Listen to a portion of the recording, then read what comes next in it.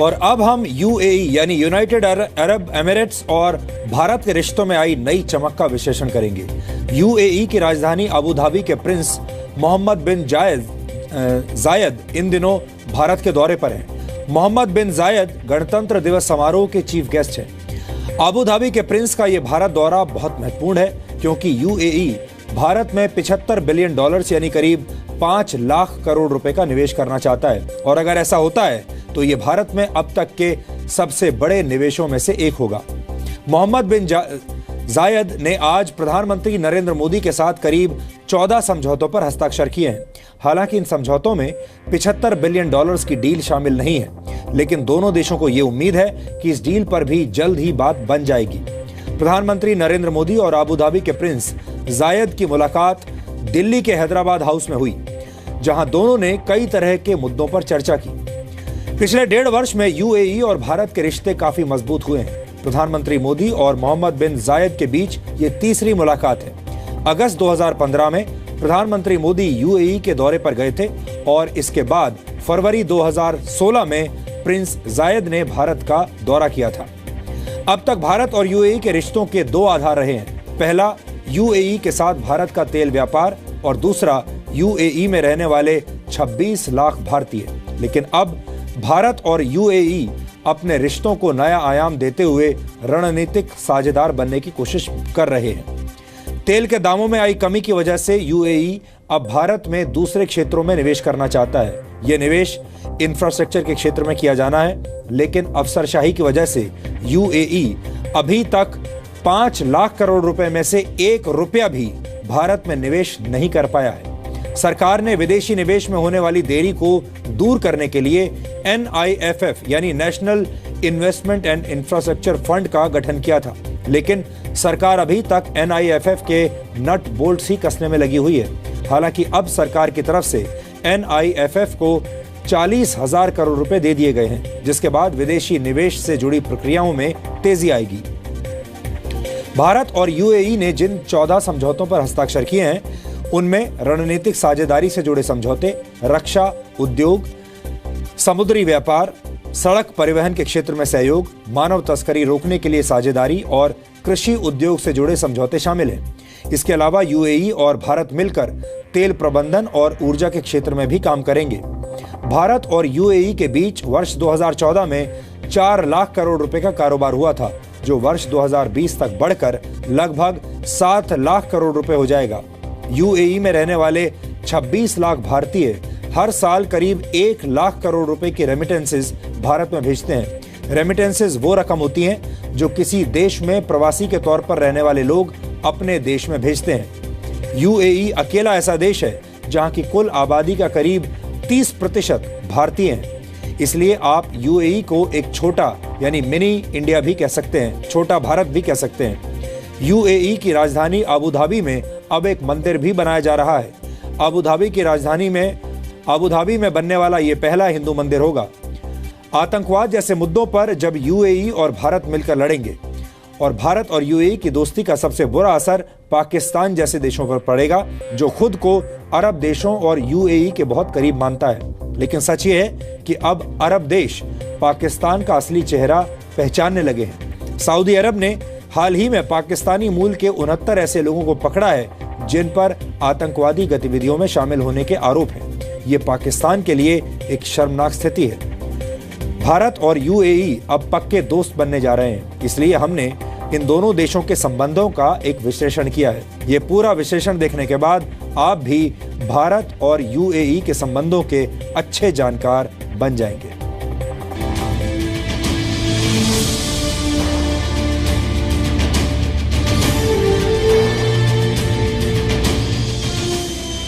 2015, 2016 और अब 2017।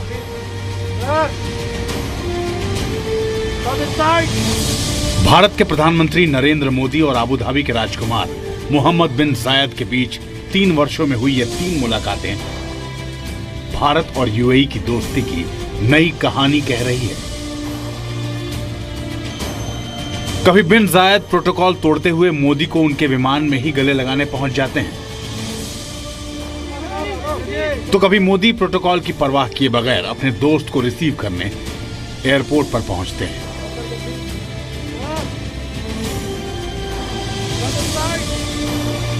कभी दोनों दिल्ली के हैदराबाद हाउस के प्रांगण में टहलते हुए दोनों देशों के रिश्तों में आई गर्माहट को महसूस करते हैं। तो कभी मोदी के न्योते पर बिन जायद गणतंत्र दिवस परेड में मुख्य अतिथि बनने के लिए राजी हो जाते हैं। यूएई तेल का बड़ा व्यापारी है। यूएई भारत को तेल बेचने वाला 5वां बड़ा देश है। यूएई और भारत के बीच हुए एक समझौते के मुताबिक यूएई मैंगलोर में एक भूमिगत क्रूड ऑयल स्टोरेज फैसिलिटी को आधा भरेगा। इस जगह पर भारत 10 दिन का इमरजेंसी क्रूड ऑयल स्टोर करना चाहता है। लेकिन भारत और यूएई के संबंध अब तेल और तेल की धार देखकर आगे नहीं बढ़ रहे, बल्कि अब दोनों देश अलग अलग क्षेत्रों में एक दूसरे का सहयोग करना चाहते हैं। I particularly welcome UAE's interest in investing in India's infrastructure sector. We are working to connect the institutional investors in UAE with our National Investment and Infrastructure Fund. I also shared with His Highness the interest of Indian companies to be a partner in infrastructure projects for the World Expo 2020 in Dubai. UAE can benefit by linking with our growth in manufacturing and services. Bharat और UAE आतंकवाद जैसे मुद्दों पर एक साथ लड़ने का मन बना चुके हैं और ये दोस्ती रक्षा, प्रौद्योगिकी और अंतरिक्ष जैसे क्षेत्रों तक पहुंच चुकी है। भारत यूएई के मार्स मिशन में सहयोग करने का ऐलान भी कर चुका है। यूएई में भारत की 800 से ज्यादा कंपनियों के ऑफिस हैं। तो यूएई भारत में करीब 5 लाख करोड़ रुपए निवेश करना चाहता है। Friends, security and defense cooperation have added growing new dimensions to our relationship. We have agreed to expand our useful cooperation in the field of defense to new areas, including in the maritime domain. Friends, His Highness and I believe that our closer ties are of importance not just to both our countries. They are also of significance to the entire neighborhood. Our convergence can help stabilize the region. UAE एक धनवान देश है और भारत एक प्रतिभावान देश। दोनों मिलकर काम करने का मन बना चुके हैं। वर्ष 2015 में जब नरेंद्र मोदी यूएई के दौरे पर गए थे, तब उन्होंने 55,000 भारतीयों को संबोधित किया था। यूएई की ताकत वो 26 लाख भारतीय हैं जो यूएई की धड़कन है। लेकिन यूएई के प्रिंस जानते हैं कि अगर इन 26 लाख भारतीयों के साथ 132 करोड़ भारतीयों को जोड़ दिया जाए तो फिर दोनों देश मिलकर पूरी दुनिया पर राज कर सकते हैं। दिल्ली से ब्रह्म प्रकाश दुबे के साथ ब्यूरो रिपोर्ट, जी मीडिया। अब ये दोस्ती इतनी मजबूत हो चुकी है कि अब यूएई भी भारत के गणतंत्र दिवस की खुशी में शामिल हो गया है। दुनिया की सबसे ऊंची इमारत बुर्ज खलीफा भी अब दोनों देशों की दोस्ती की निशानी बन गई है। भारत को गणतंत्र दिवस की बधाई देने के लिए बुर्ज खलीफा पर तिरंगे रंग की रोशनी आज की गई है। बुर्ज खलीफा दुनिया की सबसे ऊंची इमारत है जिसकी ऊंचाई 828 मीटर है। अबू धाबी के प्रिंस भारत के दौरे पर हैं और बुर्ज खलीफा पर तिरंगे की रोशनी इस बात की गवाह है कि दोनों देशों के संबंध अब नए दौर में पहुंच चुके हैं। ये बुर्ज खलीफा है। आज के दिन कैसा दिखता है आप देख सकते हैं, आपको अच्छा लगेगा। भारत के रंगों में रंगा हुआ बुर्ज खलीफा।